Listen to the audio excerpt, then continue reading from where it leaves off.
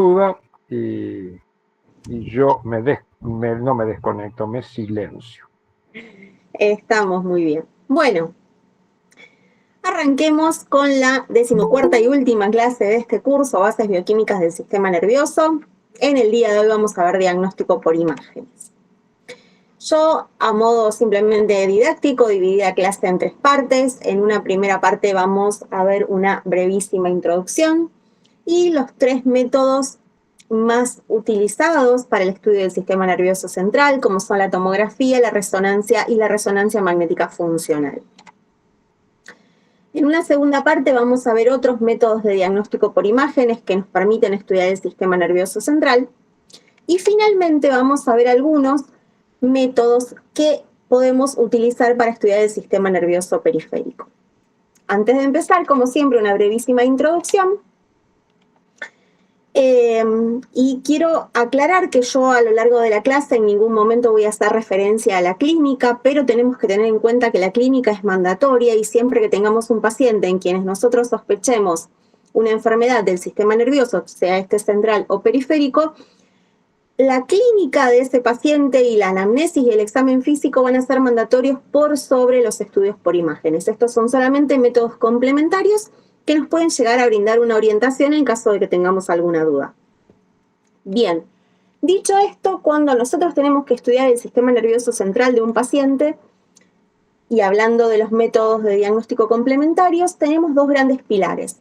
Uno es el análisis del líquido cefalorraquídeo. No voy a profundizar demasiado porque tenemos una clase en este curso donde hablamos específicamente del líquido cefalorraquídeo, pero solo para recordar, podemos estudiarlo desde un punto de vista físico, químico, citológico, microbiológico, y vamos a obtener muchísima información sobre el estado de salud de nuestro paciente. Pero en lo que refiere a la clase de hoy, el otro pilar que tenemos son las imágenes. Y estas imágenes nos van a permitir conocer sobre la forma, el tamaño, la ubicación de diferentes estructuras, sean estas normales o no, o sea, vamos a poder estudiar cómo está el cerebro de nuestro paciente, o bien si tiene una hemorragia o una masa ocupante de espacio o alguna otra alteración. Dicho esto, vamos a comenzar con la tomografía computada, que es un método muy utilizado, no es invasivo, pero bajo ningún punto de vista es inocuo. ¿Por qué? Porque utiliza radiación electromagnética, más específicamente rayos X, muchos rayos X. Se dice que la radiación que recibe un paciente al cual se le realiza una tomografía de cráneo se equipara a realizar 100 radiografías, o sea, la radiación es extremadamente alta. Tiene una ventaja si la comparamos con la resonancia, que esta es muy rápida. Una tomografía de cráneo demora aproximadamente 10 minutos y vamos a ver dentro de un ratito que una resonancia lleva 45 minutos aproximadamente. Entonces, es un método que a priori parece interesante por la rapidez. No siempre, pero puede ser necesario el empleo de contraste y en este caso vamos a utilizar en la generalidad de los casos iodo. Y si la comparamos con la resonancia, la tomografía es menos precisa para evaluar tejidos blandos, por lo cual no se la elige tanto, si tenemos las 2 opciones, no se la elige tanto para estudiar el sistema nervioso central. ¿Qué contraindicaciones tiene? Fundamentalmente el embarazo por el riesgo teratogénico de la radiación y los infantes porque son más sensibles a la radiación dado su pequeño tamaño corporal. En estos casos no es que está completamente contraindicada, pero vamos a tener que evaluar siempre el riesgo-beneficio de su realización. Y si elegimos realizar una tomografía, ¿qué precauciones tenemos que tener? Tenemos que saber si el paciente tiene alergia al medio de contraste, en caso de que empleemos iodo, por supuesto, y en caso de que el paciente presente insuficiencia renal, la dosis del contraste debe ser reajustada según el clearance de creatinina. Acá les presento 2 imágenes. A la izquierda vemos un tomógrafo. Por supuesto existen muchos modelos, pero todos funcionan más o menos de la misma manera. Tienen un arco, una estructura anular, con un orificio en el centro por donde se va a deslizar la camilla, donde por supuesto se va a encontrar el paciente. La zona del cuerpo a tomografiar debe quedar dentro de esta estructura. Y acá a la derecha vemos una tomografía de cráneo. y podemos ver diferentes cortes a diferentes niveles. Podemos ver que se pueden ver como colores, una cierta graduación que va del blanco al negro. Y esa diferente graduación de colores que va del blanco al negro, cuando hablamos de tomografías, hablamos de densidades. Se las denomina densidades. Y la unidad de medida son las UH o unidades Hounsfield. Existen 2000 unidades Hounsfield, desde más 1000 a menos 1000. Cuando estas UH se encuentren entre 0 y más 1000, vamos a decir que el tejido es hiperdenso y se va a ver de color blanco. Tanto más blanco cuanto mayor sea el número, cuanto mayor sean las unidades Hounsfield. Mientras que cuando se encuentra entre 0 y menos 1000, vamos a decir que el tejido que estamos evaluando es hipodenso y se va a ver de color negro. Nuevamente, tanto más negro cuanto más cercano al menos 1000 nos encontremos. A modo de ejemplo, simplemente acá les traigo una tabla donde podemos ver determinadas estructuras y cuántas unidades Hounsfield tienen cada una de ellas. Podemos ver, por ejemplo, el hueso, un dato interesante, puede ir de más 100 a más 1000. O sea, es siempre hiperdenso, pero tiene una variación muy amplia y esto obedece a los diferentes tipos de tejido óseo que existen, los diferentes tipos de hueso. El hueso trabecular va a ser más cercano a más 100, mientras que el hueso cortical seguramente tenga valores más cercanos al más 1000. Luego se encuentran los tejidos blandos, que si bien son hiperdensos, son muy cercanos al cero. El agua tiene unidades Hounsfield. Y luego tenemos los tejidos hipodensos, como por ejemplo el tejido adiposo, los pulmones o el aire, que el aire tiene una densidad de menos 1000 UH, o sea, se va a ver verdaderamente negro. Ahora bien, yo dije hace un ratito que no era necesario utilizar contraste, pero en caso de que se utilice, elegíamos el yodo. ¿Y cómo hacemos? Tenemos que hacer dos tomografías. Una primera tomografía antes de la inyección del contraste y una segunda tomografía después de la inyección del contraste, y las vamos a comparar y vamos a hablar de ganancia de densidades. Vamos a ver si se modifica o no se modifican las imágenes luego de la aplicación del yodo. Entonces, si no se modifican, vamos a decir que no hay reforzamiento posterior. Y si se modifican, sí hay reforzamiento, y este a su vez puede ser leve, moderado o intenso. Un dato interesante de las tomografías, muy útil por cierto, es el concepto de ventana. Cuando nosotros vamos a pedir una tomografía, podemos emplear esto. ¿En qué consiste? En agrupar las diferentes densidades en un mismo tono de gris. ¿Por qué? Yo les dije que había 2000 unidades Hounsfield.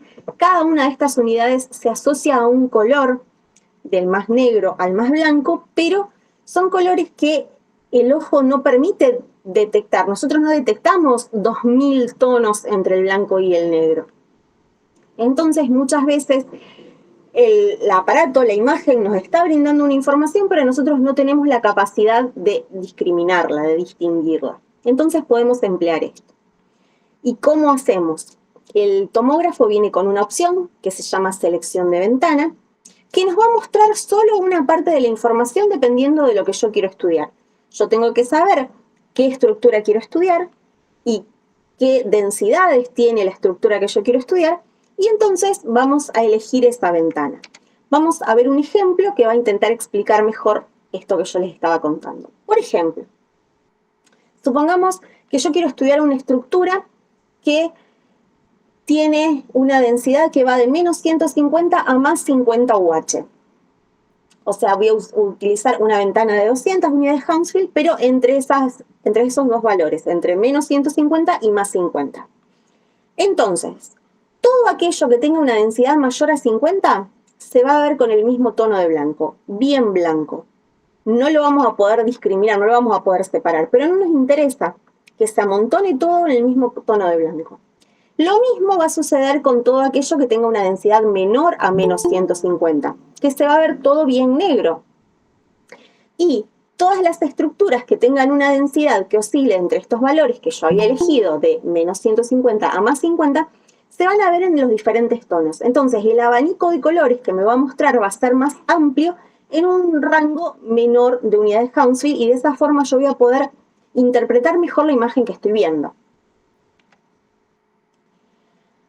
Ahora bien, ¿cómo funciona un tomógrafo? ¿Qué es un tomógrafo? Es un aparato de rayos X, pero no son rayos X que impactan sobre una placa como las radiografías comunes, sino que estas placas fueron sustituidas por detectores que se encuentran a lo largo de toda esta estructura anular que nosotros habíamos visto. En todo ese círculo hay emisores y en todo ese círculo hay detectores. Entonces los rayos X van a ir atravesando al paciente en los diferentes sentidos y la imagen va a ser captada por esos sensores y se va a reconstruir gracias a un software, por supuesto, específico que tenga cada tomógrafo. Entonces los detectores recogen la radiación que atraviesa el paciente y se forma la imagen,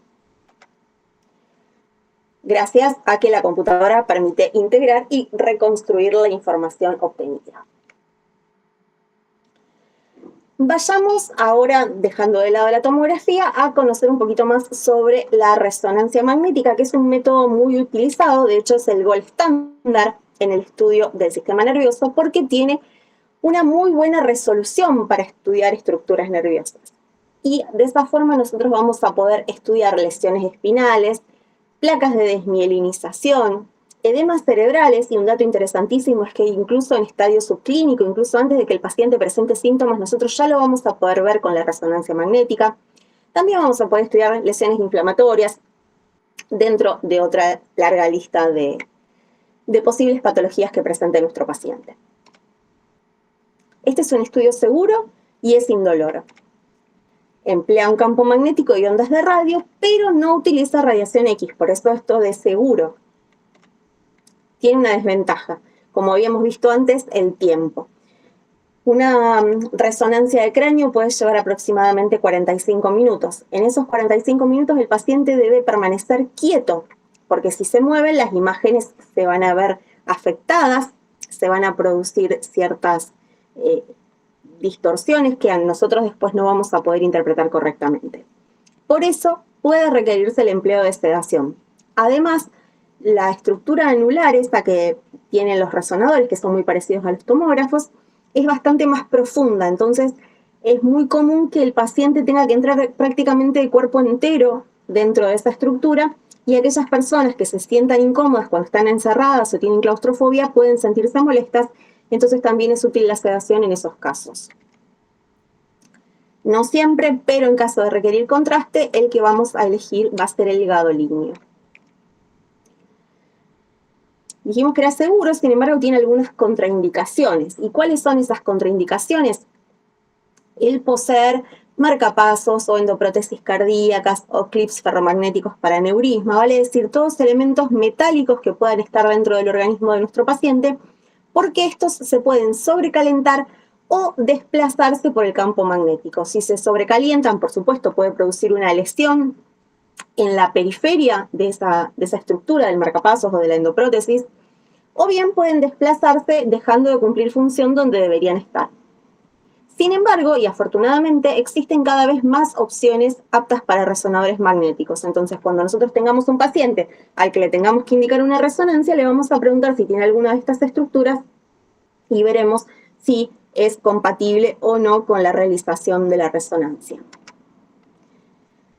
Acá les presento dos imágenes, los dos tipos de resonadores que existen. El de la izquierda, como vemos, es muy parecido al tomógrafo, y como podemos observar, lo que yo les decía recién, esta estructura anular es bastante más profunda. Entonces, cuando el paciente se coloca sobre la camilla, tiene que entrar prácticamente todo su cuerpo acá adentro. Y como muchas personas, decíamos, se sienten molestas y el estudio demora bastante tiempo, se crearon estos resonadores, como el de la imagen de la derecha, que es un resonador abierto. Entonces, por lo menos nos evitamos esa incomodidad de sentirnos encerrados.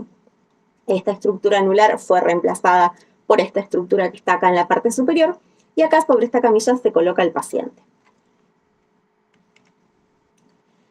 Y acá vemos una imagen de resonancia magnética del mismo paciente, y pareciera como si una fuese el negativo de la otra, como que tiene los colores invertidos. Y vamos a ver por qué es esto. Pero antes, cuando nosotros hablamos de colores en resonancia magnética, lo vamos a llamar intensidades.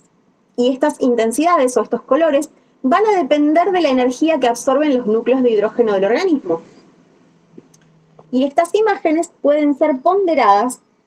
Existen diferentes secuencias, las dos más utilizadas son T1 y T2, y eso es lo que veíamos recién de los diferentes colores. Vayamos a ver un poquito mejor qué es cada una de estas. Acá nuevamente les presento la imagen que vimos recién. Y acá un cuadro comparativo de las imágenes ponderadas en T1 y en T2, cómo se ve cada una de esas estructuras. Y yo les resalté en color magenta aquellas estructuras que se modifican dependiendo en qué secuencia nosotros las analicemos. Por ejemplo, el agua. Nosotros sabemos que tenemos agua dentro del líquido cefalorraquídeo, pero también puede haber un edema, si hay una lesión, por ejemplo.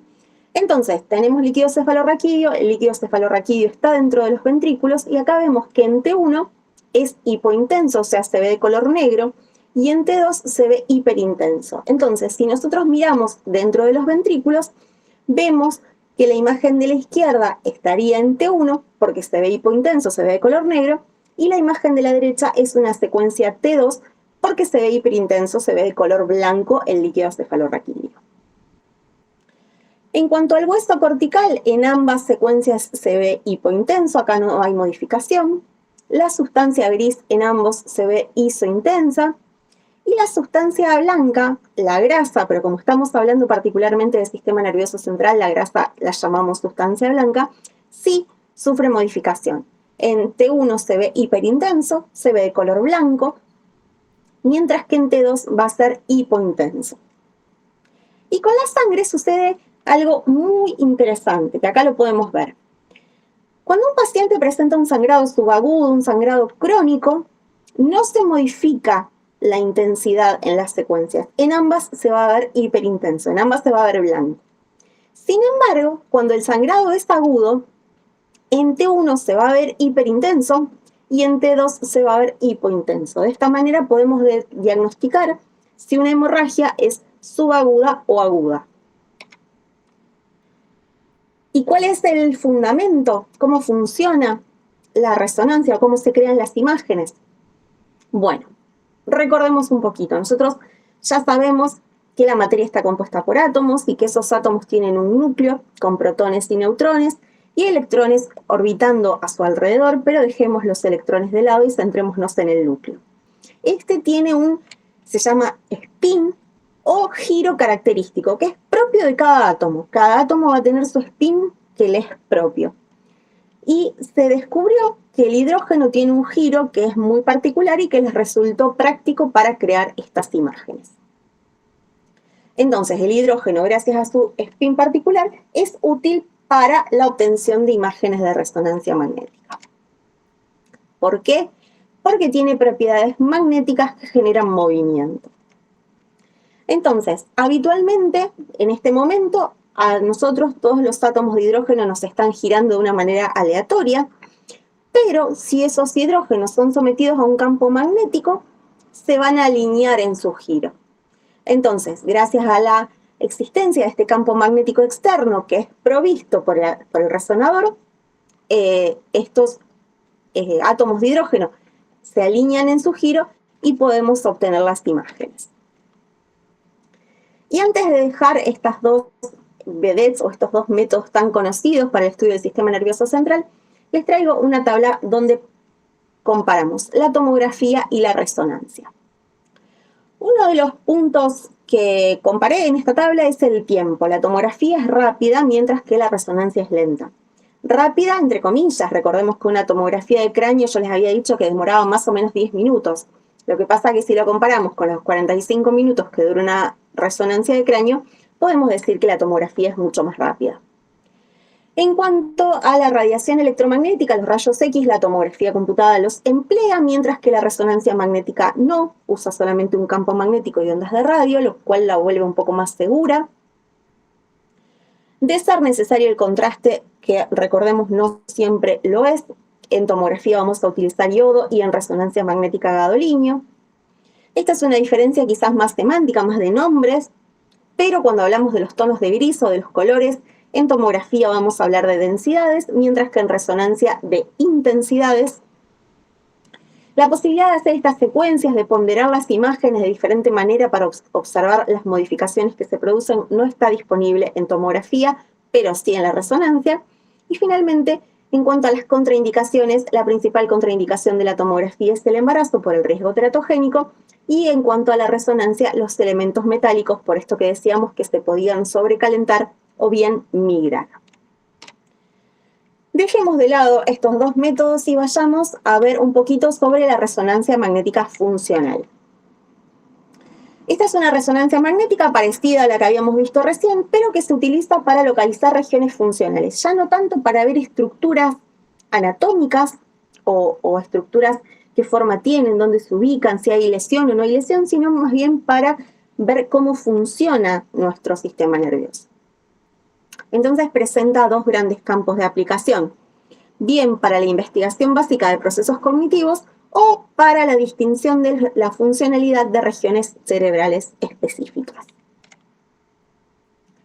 Y es un estudio que donde está disponible, no es muy común, no en todos lados existe, pero cuando está disponible es muy útil en la evaluación prequirúrgica para poder preservar funciones específicas, ya que permite la resonancia magnética funcional evaluar la representación cortical de las áreas funcionales. Ahora vamos a ver un ejemplo, pero otras funciones, por supuesto, todavía se encuentran en estudio y desarrollo porque es un método relativamente nuevo. El resonador funcional es muy parecido a los resonadores tradicionales y acá vemos las imágenes que nos ofrece. Podemos ver que hay imágenes pintadas con colores. Por ejemplo, acá en la primera imagen vemos pintado de verde que dice mano izquierda. En este corte axial y en estos dos cortes también pintados con verde, ahí cuando la mano izquierda se estimula o se mueve o sucede algo con la mano izquierda, se activan esas áreas cerebrales. Sucede lo propio con la mano derecha, que acá está pintado de color anaranjado, o con el pie derecho que está pintado de azul, y así, estimulando diferentes sectores del organismo del paciente, nosotros podemos ir viendo qué áreas corticales son las que se van activando. Las imágenes de resonancia magnética funcional se basan en la premisa de que al producirse algún proceso mental, las neuronas requieren una mayor cantidad de energía. Esto es bien sabido por todos nosotros, pero es la base que utilizaron quienes desarrollaron este método para poder obtener las imágenes. Y además, sabemos que la energía proviene de la sangre, que está cargada de hemoglobina, y ante la demanda energética aumenta la demanda local de oxígeno. Todo esto nosotros ya lo sabíamos. Y también sabemos que la hemoglobina tiene propiedades magnéticas y que esas propiedades magnéticas dependen de la unión de la hemoglobina con el oxígeno. Entonces tenemos acá dos opciones. Si la hemoglobina está oxigenada, se va a denominar diamagnética y va a presentar una débil repulsión ante un campo magnético. En cambio, si la hemoglobina está sin oxígeno, se va a denominar paramagnética y va a tener lo que se llama una susceptibilidad magnética positiva, vale decir, es atraída hacia un campo magnético. Entonces, con toda esta información y como el resonador utiliza un campo magnético, es que se pueden obtener estas imágenes que nosotros habíamos estado viendo recién. Dejemos de lado estas tres grandes formas de estudiar el sistema nervioso central y vayamos de una manera quizá un poco más rápida, no tan en profundidad, a ver otros métodos de diagnóstico por imágenes para el estudio del sistema nervioso central. Una de esas formas que tenemos es la radiografía simple. Acá va a estudiar el continente, no el contenido. O sea, por ejemplo, vamos a poder hacer una radiografía como la de la imagen de cráneo y columna cervical. No nos va a mostrar qué está pasando dentro del cerebro o dentro de la médula espinal, pero sí en caso de un traumatismo, por ejemplo, podemos ver si hay alguna lesión que pueda llegar a comprometer estas estructuras vitales. Emplea radiación X y las imágenes se van a mostrar también en escala de grises y esos colores van a depender de la absorción de la radiación. Y vamos a hablar que una imagen es radioopaca cuando es blanca, mientras que es radiolúcida cuando es de color negro. Otra forma que tenemos de estudiar el sistema nervioso central es la angiografía.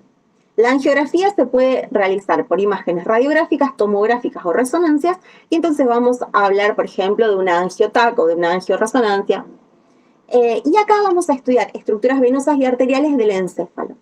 Acá vemos una angiografía normal, y si nosotros nos centramos en este gran tronco, podemos ver que la estructura está conservada, no se ve ninguna lesión, no es que la sangre llega hasta un punto y a partir de ahí ya no hay más circulación de sangre.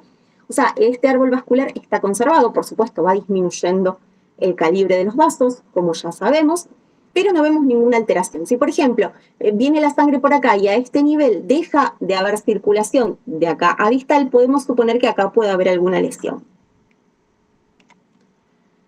Otra forma de estudiar la vasculatura o la vascularización es el ecodoppler. En este caso, no evalúa tanto las arterias como si lo hacía la angiografía o los vasos, sino que evalúa la circulación sanguínea mediante el efecto Doppler. El efecto Doppler es un fenómeno físico que explica que el cambio de frecuencia de una onda se produce como consecuencia del movimiento relativo entre el emisor y el receptor. Entonces, va a ofrecernos una imagen parecida a esta. Acá en este sector se ve la gráfica de qué estructura se está estudiando y podemos ver que es la carótida, y acá también dice arteria carótida izquierda, y acá podemos ver la luz de la arteria. Vemos que la luz, al menos en la parte que está siendo estudiada, está conservada, no se ve ninguna modificación en el calibre, y acá en la parte inferior vemos la pulsatilidad de la arteria, que como sabemos tiene que pulsar, y esa pulsación es constante y no se ve tampoco ninguna afectación del volumen en este sector. También disponemos de un método de diagnóstico por imágenes que quizás no se realice tanto, por lo menos no en las grandes ciudades, que es la mielografía. Es útil en sectores rurales o muy alejados de grandes ciudades, donde no hay a disposición, por lo menos no demasiado cerca, la posibilidad de estudiar mejor la médula espinal. Y este estudio utiliza imágenes radiográficas con contraste subaracnoide. Y se emplea para el estudio de la médula espinal, como les decía, pero fue reemplazado por la resonancia. Se utiliza solamente en aquellos casos donde sea imposible realizar una resonancia, quizás por la distancia o por alguna otra cuestión que no se pueda utilizar. Como para el empleo del contraste se utiliza la punción lumbar, aquellas complicaciones y contraindicaciones de la punción lumbar también se van a emplear en el caso de la mielografía.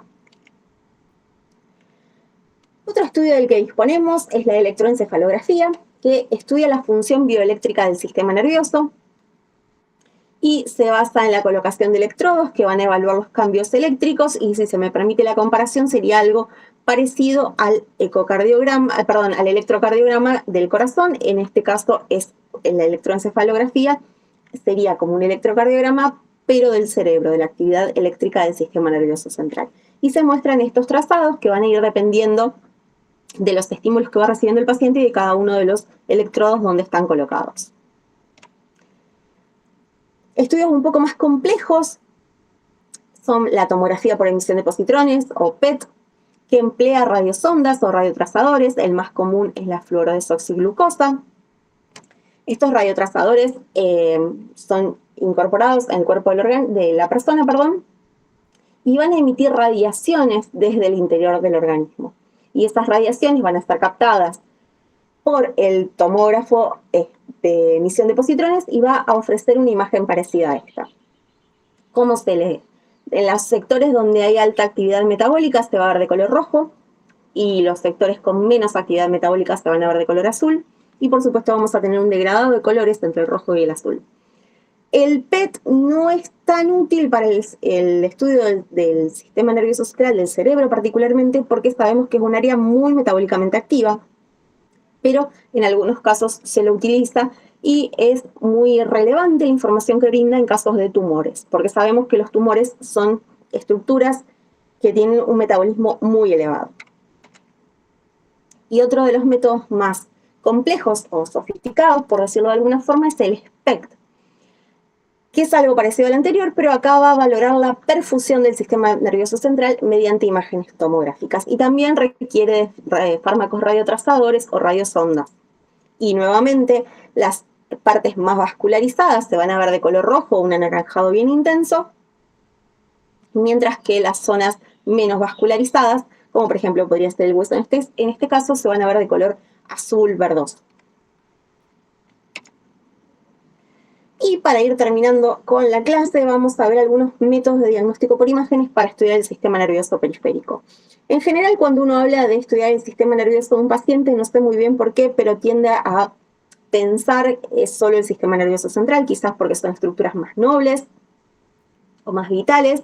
Sin embargo, existen patologías que pueden afectar el sistema nervioso periférico y pueden traerle muchas complicaciones a nuestro paciente, y podemos valernos de algunas imágenes para diagnosticarlas o para evaluar su progresión.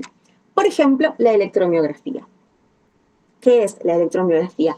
Es el registro de la actividad eléctrica del músculo mientras se contrae y en reposo.